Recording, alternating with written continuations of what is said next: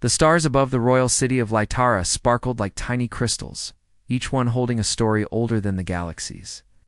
The grand towers of the Valerie Palace touched the sky, their surfaces glowing in soft silver-blue light. Oh.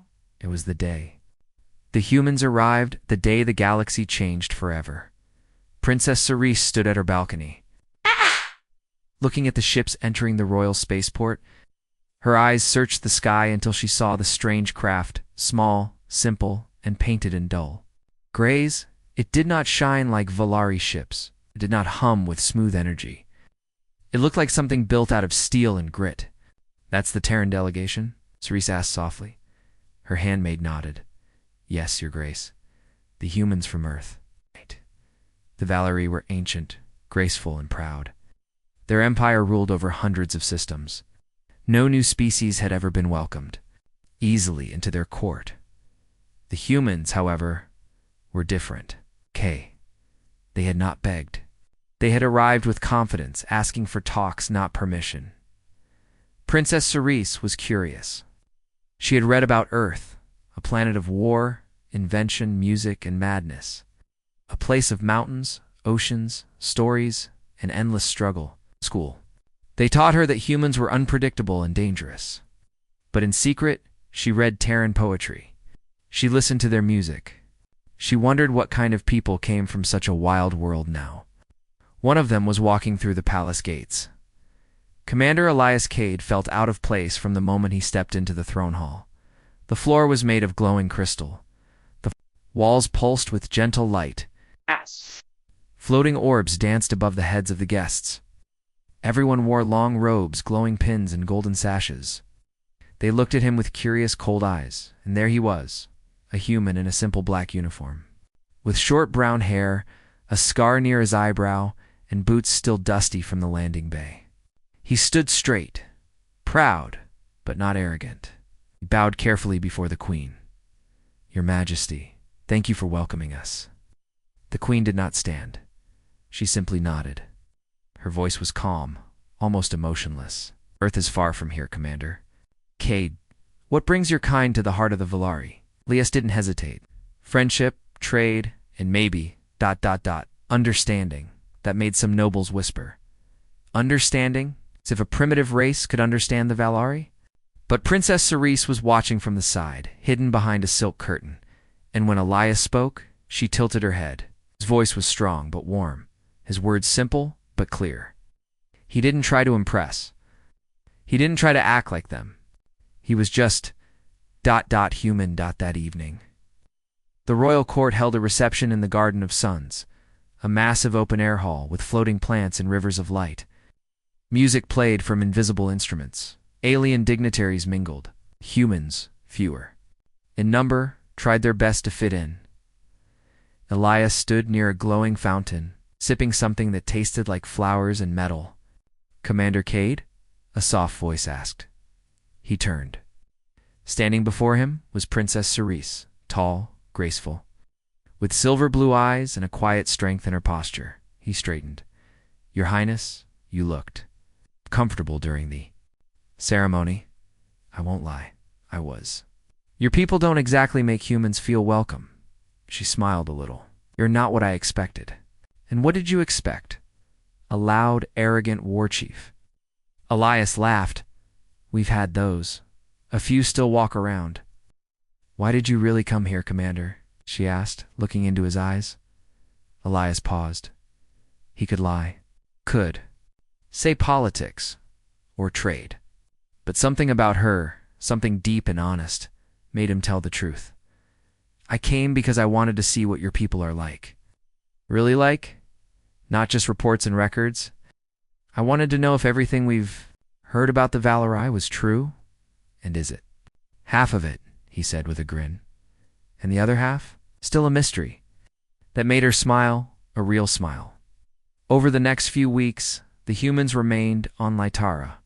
Meetings continued. Talks of alliances, scientific exchange, and possible trade grew stronger. But something else was happening. Elias and Ceres kept meeting. Sometimes in public, sometimes in quiet corners of the palace. They debated history. They argued over art, She showed him ancient Valari tapestries that told the story of the stars. He told her tales of Earth's world wars, moon landings, and ocean trenches. She spoke with elegance and logic. He answered with heart and grit. One evening, they stood on a bridge above the city, watching the twin moons rise. "Your people are strange," she said. "So are yours," he replied. "But I like strange," she whispered, and for the first time, he didn't feel like a stranger. In her world, but not everyone was happy. The noble council had begun to whisper.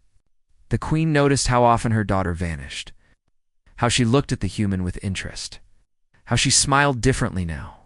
"This is dangerous," one advisor said. "He is not of royal blood, not even of our species. He could be a spy," another warned. "Or worse, a symbol of weakness. If the princess falls for him, what message does that send?" The queen said nothing, but she began to watch. One morning, she summoned her daughter to the throne room. "You spend time with the Terran too often." Cerise kept her voice calm. "He teaches me things I never knew. You are royalty. You will marry someone of our kind, someone with purpose." Cerise bowed slightly. "Perhaps my purpose is not what you planned." The queen's eyes narrowed. "Be careful, daughter. The heart is a poor advisor." But it was too late. Cerise had already made her choice, even if she hadn't said it aloud yet. 2 nights later, Elias stood outside her chamber. He had received orders from Earth. Return immediately. The talks had gone well, and the council wanted him back. But he hesitated. Cerise opened the door. She saw the message pad in his hand. "You're leaving," she said quietly. "I'm supposed to." Silence stretched between them. "You don't have to go," she said. "If I stay, it changes everything. It already has." He looked at her, really looked, the glow of her skin, the strength in her eyes. The way she stood like a queen and spoke like a poet. "Cerise," he whispered, "this doesn't make sense. You and me from different worlds, different everything. And let's stop making sense," she said, taking his hand, "and start making history." He didn't answer with words. He stepped forward, outside. The twin moons shined. Inside, 2 souls from opposite stars stood together. Neither knew what storm was coming, but for one perfect moment, all that mattered was the choice they made. The sun rose slowly over the Valari Palace, casting golden light through the sky towers. It should have been a peaceful morning, but inside the royal halls, the air was tense. The scent of flowers mixed with whispers. Servants moved quietly. Guards stood tighter at their posts. Something had changed. The news had spread. Princess Cirrus, heir to the great throne of the Valari Empire, had bonded with a human. Not just a close friendship, not just a private affair, a bonding. A union of mind and heart, one step below royal marriage, and that human was Commander Elias Cade. It began with a single photograph, a security drone flying above the palace. Garden at Night had captured a moment, Cerise and Elias. Hand in hand, eyes locked, walking under the silverlight trees. One noble saw it, then another, and soon.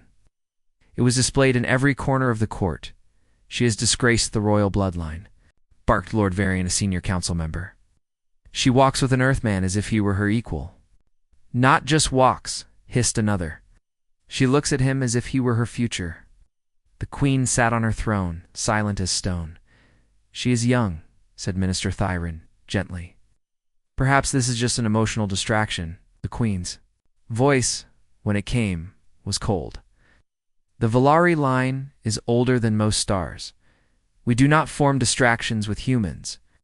Meanwhile, Cerise stood before a wide mirror in her private chamber, her fingers tracing the edge of her crown. "I suppose they all hate me now," she said softly. Elias sat on the balcony rail behind her, arms crossed, a half-smile on his face. Hate is a strong word. Disappointed? Shocked? Disgusted? Sure. She turned sharply. "That's not helping," he shrugged. "Sorry, humor's the only weapon humans have when diplomacy fails." Cerise walked to him. "This isn't a joke. I've put you in danger.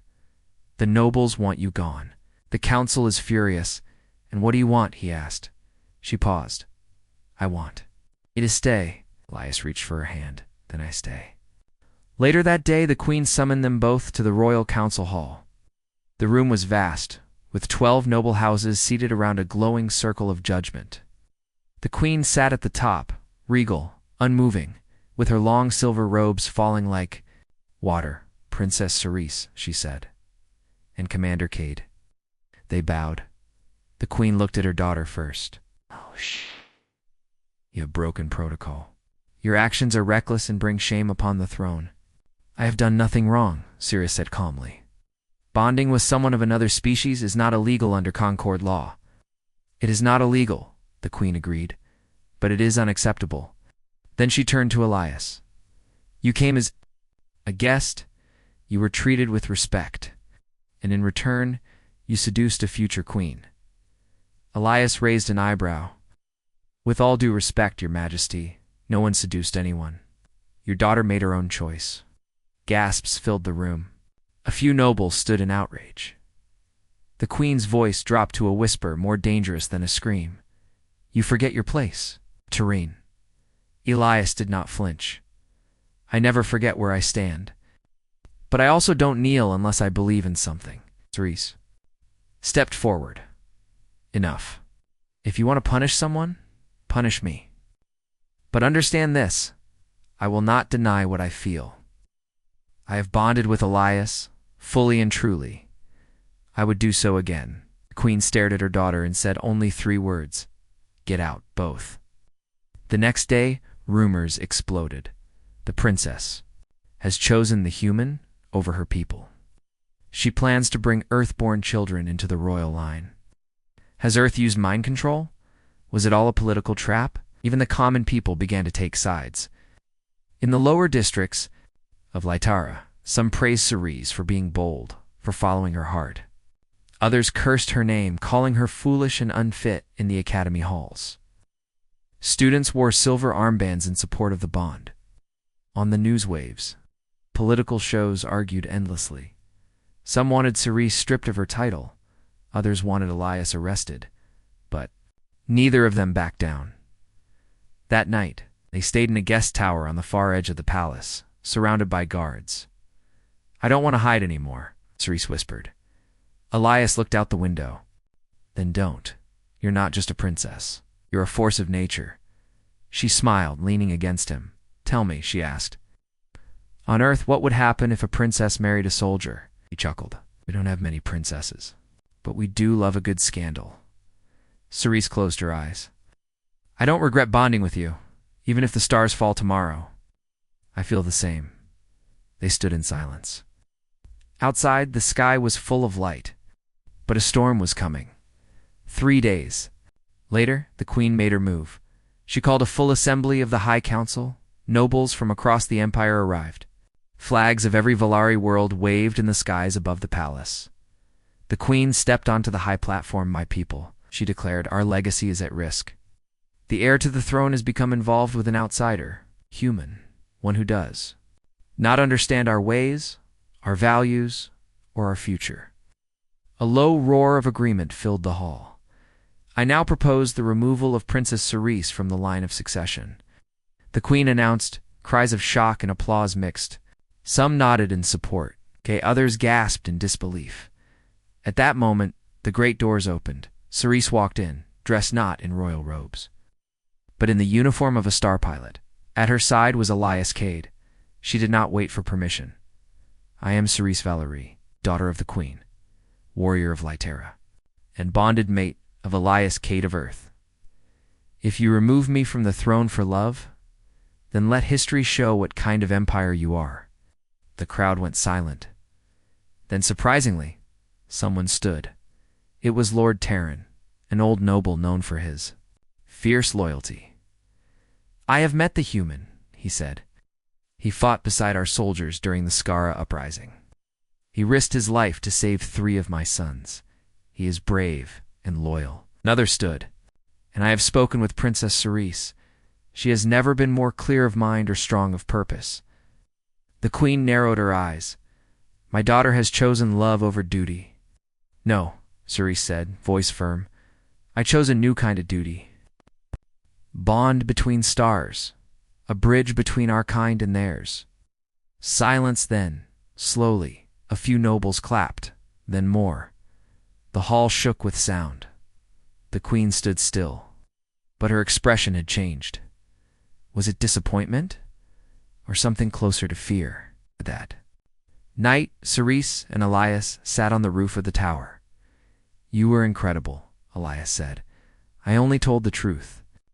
"Do you think she'll come around?" he asked. Cerise looked up at the stars. "My mother sees the world like a chessboard. Love isn't a game, it's fire. It burns through walls, even hers." Elias smiled. "You always sound like a poet when you're angry, and you always sound like a soldier pretending to be a philosopher." They laughed. Down below, the royal court was changing, but up here, it was just them and the stars. The golden peace of the Valerie Empire did not last. What began as whispers soon became warnings. What began as a scandal turned into war. Not because of the love between Cerise and Elias, but because of what it meant. To some, it was hope. A future between species, unity, change. But to others, it was fear far across the stars on the shadow world of Carix. The Growl Syndicate watched and waited. The Growl were old enemies of the Valeria, brutal race of mercenaries, pirates, and warlords. For decades they had stayed hidden in dead systems, gathering ships, weapons, and allies. When they heard the news of the princess bonding with a human, they saw weakness. "The Empire's distracted," hissed General Raxer, leader of the Grail. "They fight over a love story while their gates stand open." "What is your plan?" asked his second. Raxer bared his teeth. "Hit them where it hurts. We take Lytara." And so, war came to the heart of the stars. It started with a sudden attack. A fleet of Growl warships tore through the outer colonies, burning ports and leaving cities in ruins. The Valerie defense lines were slow to respond. They were still divided. Some nobles blamed the queen for being weak. Others blamed Cerise. Some still argued over the human bond. While they talked, the enemy moved closer. In a secret war room beneath the palace, Cerise stood beside a holographic map of the system. Red lights showed destroyed colonies. Purple lines marked enemy movements. "We're losing ground fast," she said. Elias stood beside her, arms crossed. "We need to strike back now, not next week now." General Halloran, head of the Royal Guard, grunted. "You speak boldly for someone not of this world." Elias stepped forward. "I'm not here to play politics. I've fought wars. You lose when you hesitate." Cerise nodded. "But he's right. We send a fast unit to hold the line at Veltra Pass. By time for the home fleet to prepare." General Halloran hesitated and gave a short nod. It was the first time in history that a human and a Valerie princess planned together in war. The next day, Cerise and Elias left the palace. Together, they led a small strike fleet, a mix of human and Valerie pilots, to the edge of Veltra space. Cerise flew the lead cruiser, Starlens. Elias commanded the support ship, Ironhawk. They flew into the dark unknown with one goal: stop the enemy before it reached the capital. The Battle of Veltra Pass was chaos. Growl ships burst out of the dark like fireflies with teeth. Missiles screamed. Through space, energy blasts lit the stars. Elias barked orders, his voice steady. "Break formation, loop left, drop shields on Sector 7. On the bridge of the Starlance, Cerise flew like a dancer of death. Her ship twisted between enemy fire, slicing through Growl cruisers with plasma lances. Human and Valerie pilots flew side by side, watching each other's backs. For the first time, they weren't just allies, they were a team, but even heroes. 3 hours into the fight, a Growl destroyer slammed into the Ironhawk. Elias was thrown against the wall. Sparks flew. Fire burst from the console. "Commander down," shouted a voice. Elias groaned, blood on his forehead. "Still alive," he growled. "Reroute power. Get us back in the fight." The ship shook. Crew members ran to put out fires. Meanwhile, Cerise saw it all from the starlands. Her heart pounded. She gripped the controls. "Hold on, Elias," she whispered. "I'm coming." She charged through enemy lines, ignoring warnings. Her ship fired everything it had: plasma cannons, ion, torpedoes, even shield rammers. She tore a hole straight through the Growl line and reached the Iron Hawk. "Elias, respond." She shouted. He coughed through the cums. "Not ... dying today, Cerise." She smiled. The fleet rallied behind them. In that moment, the tide turned. After 5 hours, the Growl pulled back. They had not expected such fierce resistance. Not from a divided empire. Certainly not from a human-led strike team. The Valari fleet, bloodied but alive, held Vultra Pass. They had bought time and earned respect. Back at the palace, news of the battle spread fast. For the first time, the people saw the human not as a stranger but as a hero. Children played with toy ships named after Iron Hawk. Artists painted Cerise in flight, her eyes on fire. Even the nobles, the ones who had once whispered insults, began to change. Lord Terran stood in council. "Perhaps this bond of theirs is not our weakness. Perhaps it is our strength." But not all agreed. In the shadows of the upper council, a plot was growing. The Queen sat alone in her chamber that night, staring into the stars. A message blinked on her table, a war report. Full of praise for Cerise and Elias, her hands trembled. Not with fear, but with something else: pride and confusion. When the door opened, she expected a servant, but it was Cerise. "I know you didn't." "Call me," Cerise said, "but I needed to see you." The Queen looked at her daughter. Battle-worn, eyes tired, but standing tall. "You've changed." The Queen said, "So have you," Cerise replied. A long silence. "I hated what you did," the Queen said, "because I was afraid, not for the Empire. For you. Loving someone from another world, it invites pain." Cerise stepped closer. "And yet, love is also the reason we fight." The Queen looked away. "I am still your queen, and I am still your daughter." No more words were needed. Elias, meanwhile, stood on the royal balcony, watching the stars. His arm was in a sling. His face was bruised, but his heart was full. General Halloran approached him. "You fought well, Commander. Thanks." The old general paused. "I was wrong about you. I thought love made people weak." Elias looked at him. "It doesn't." Halloran nodded.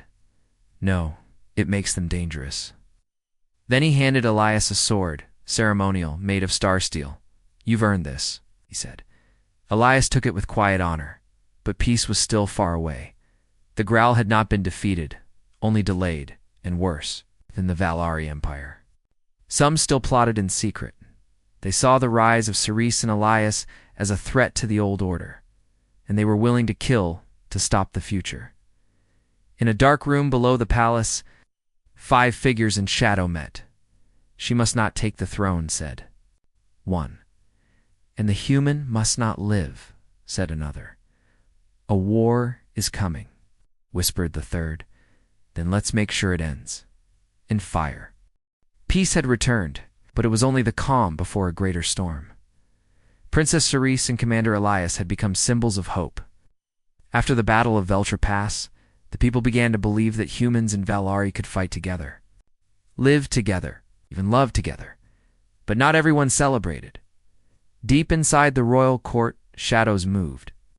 Some nobles still feared change. They whispered in cold rooms and drank wine while planning destruction. The old ways were their pride, and they were ready to spill blood to protect them.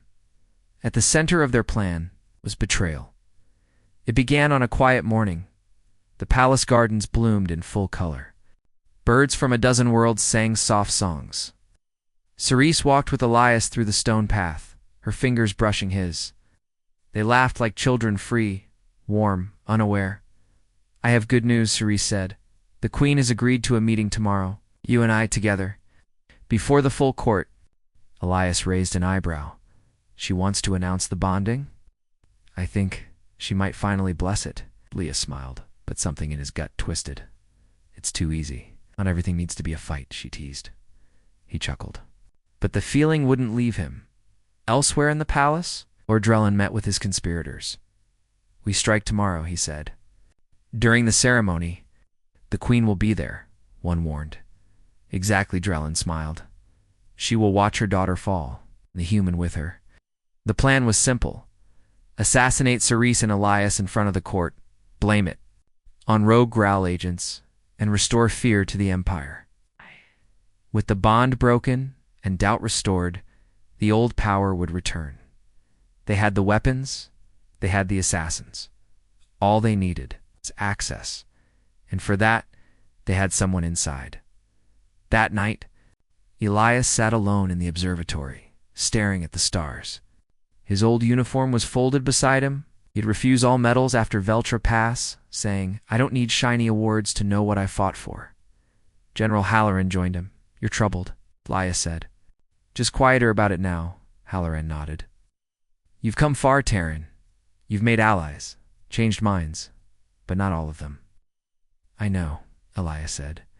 I can feel something coming. Halloran looked at him.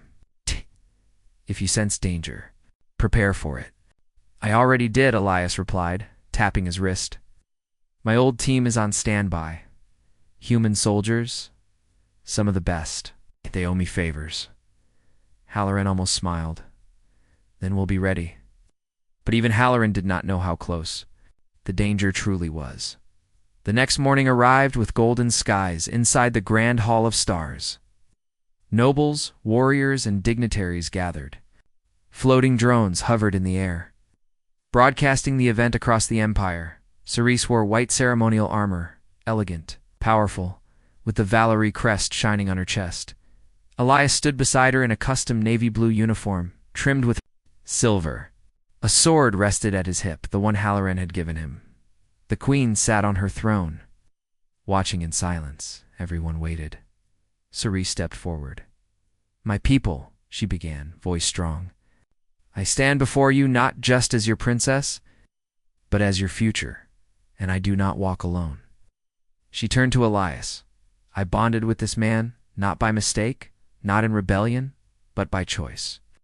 By love, by respect, and by honor. The crowd murmured. Many nodded. A few frowned. The queen stood slowly. She walked forward, stopping before Elias. Everyone held their breath. Then, quietly, she raised her hand and placed it over their joined hands. I accept this union, she said.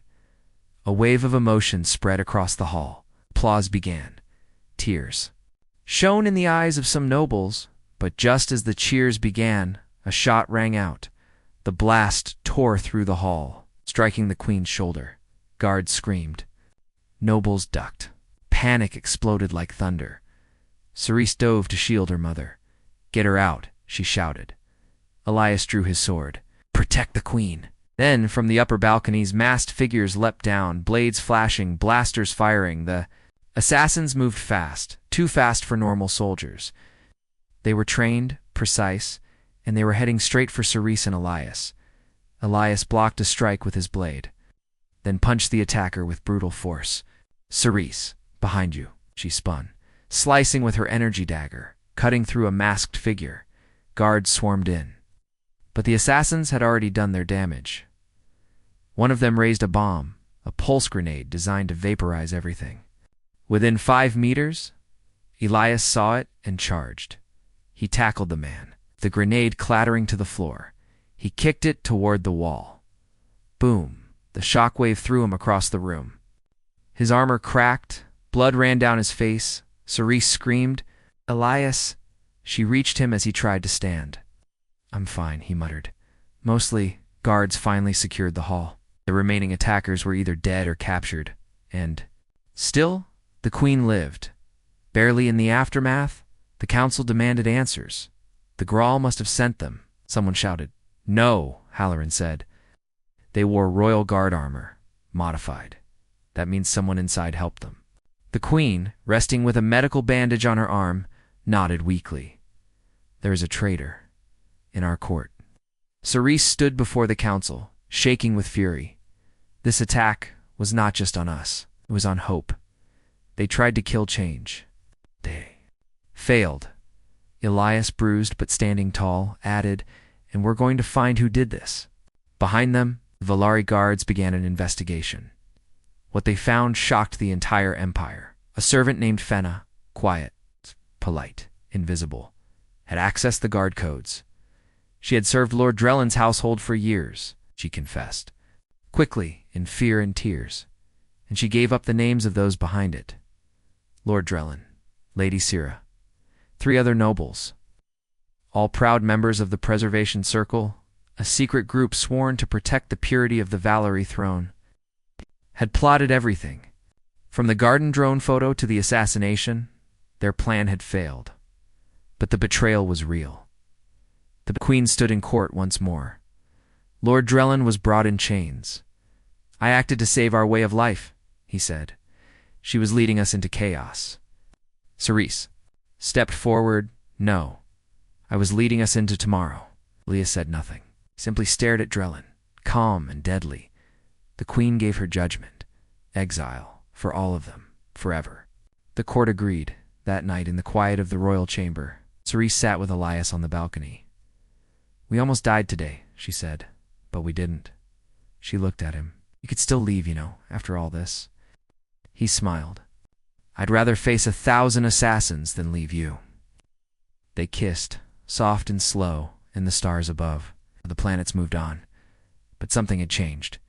The Empire had nearly been destroyed by its own fear. And yet it had survived, because of them together. The Valari Empire stood on the edge of change. The old was fading. The new was rising. After the failed assassination, after the truth of betrayal was revealed, the Empire began to shift. Fear turned to shame. Doubt turned to questions. The once whispered name of Elias, the human bonded to the princess, echoed with respect. But nothing was finished yet.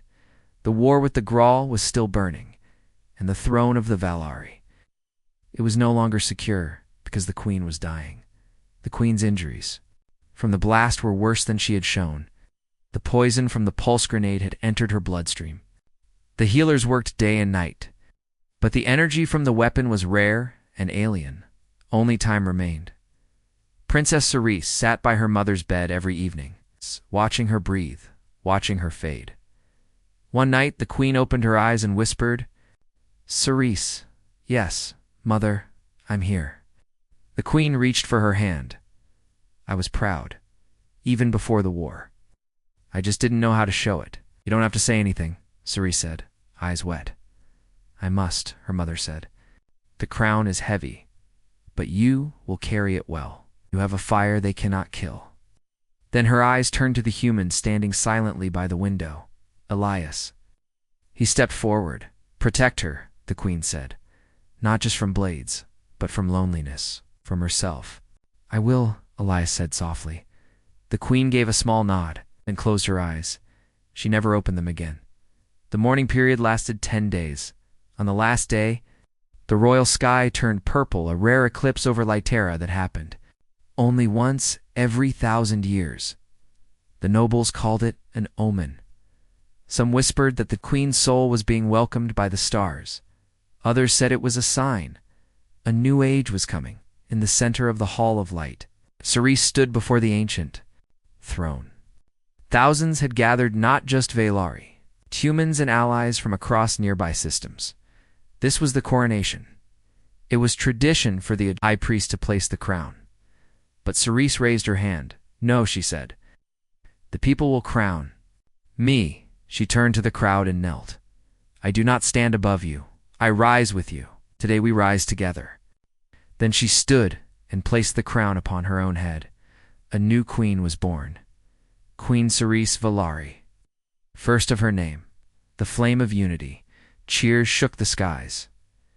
After the coronation, Elias remained quiet.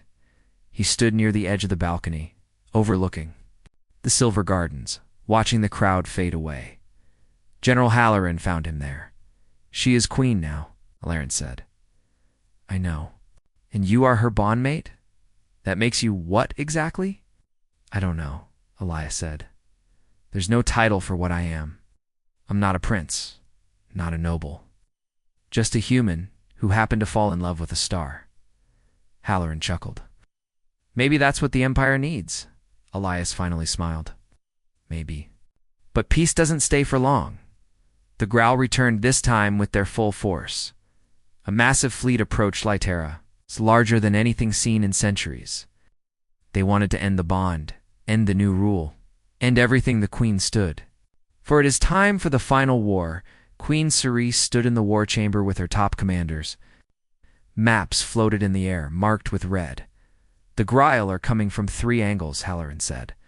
They want to overwhelm us. Elias studied the data. They're leaving their rear wide open. It's confident. That's our way in. Cerise nodded. Then we'll strike from within. We'll take a fleet through the hidden nebula passage. But it's unstable, a general warned. Then we'll make it stable, Cirrus said. If we win this battle, we end the war. Had one chance, one fleet, one queen, one human warrior, in all of history watching. The Battle of the Falling.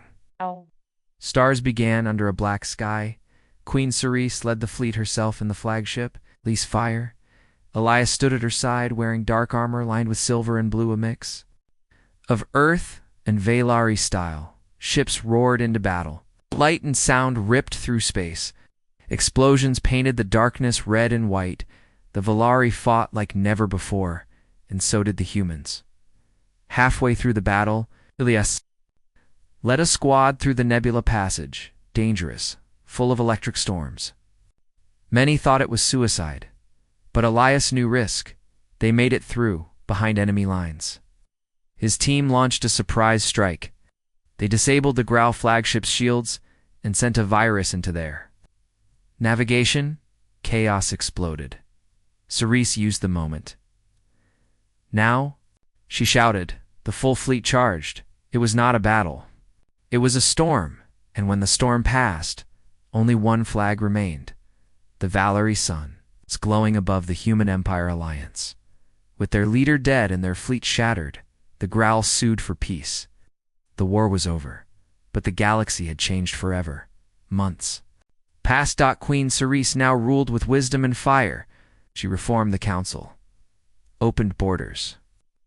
She built schools, healed broken colonies, planted gardens where bombs once fell, and beside her always was Elias.